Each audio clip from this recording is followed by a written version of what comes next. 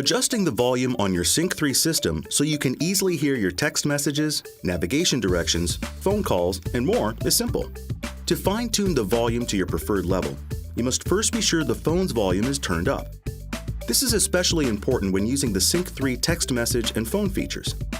Then, whenever an incoming call or text message is received, you can further adjust the volume by simply using the plus or minus volume control on your steering wheel, or by turning the audio volume control knob located on the center console.